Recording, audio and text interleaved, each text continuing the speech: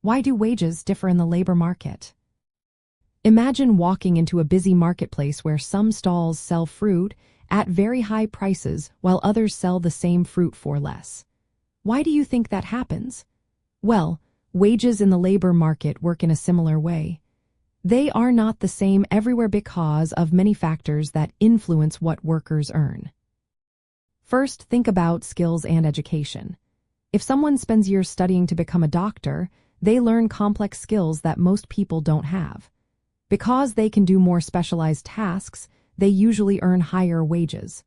On the other hand, a retail clerk might only need a short training, so their wages tend to be lower. This difference in skills and education is called human capital.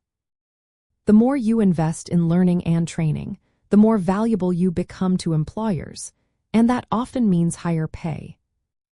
Next, location plays a big role.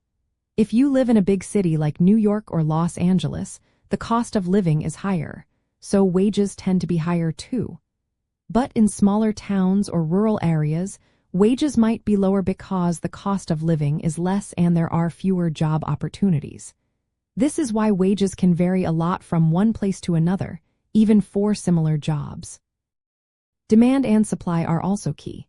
If many companies want workers in a certain field, but not many people have the right skills, wages will go up. For example, if there is a shortage of skilled computer programmers, they can command higher salaries. But if lots of people want to work as cashiers and there are many available, wages tend to stay low.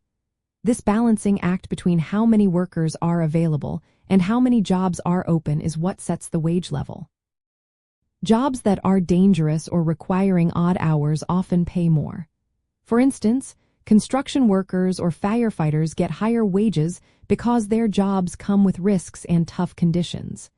Employers pay extra to compensate workers for these downsides. This is called a compensation differential. The structure of the labor market also makes a difference. In some cases, only a few companies dominate a certain industry, giving them more power to set wages lower. This is called a monopsony. Conversely, in highly competitive markets with many employers, wages tend to be higher because workers have more options. Laws like minimum wages and the presence of labor unions can also push wages up by setting wage floors or negotiating better pay for workers. Finally, how easily workers can move from one place or job to another affects wages. If moving is simple and affordable, workers will move to higher-paying jobs, reducing wage differences over time. But if moving is difficult or expensive, wage gaps might stay wider because workers cannot easily switch to better-paying jobs or locations. So, wages differ because of skills, location, how many workers are available, the nature of the job, and how the market is set up.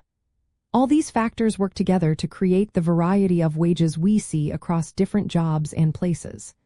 Understanding these basics of supply and demand helps explain why not all jobs pay the same amount.